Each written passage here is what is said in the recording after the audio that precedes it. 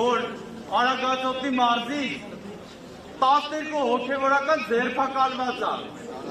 Արագածոտնի մարզի բոլոր եկեղեցիները փակ են։ Նոր մեր ընկերներից մեկն ասում է գնացել են հարսանիքի, անգամ հարսանիքի չեն կարողացել անեն,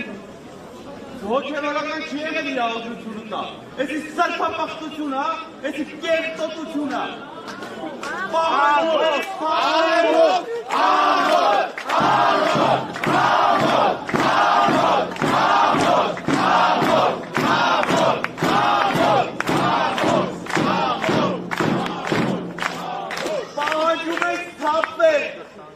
Պահանջում ենք վերջացնել այս ազգակործան գործողությունները,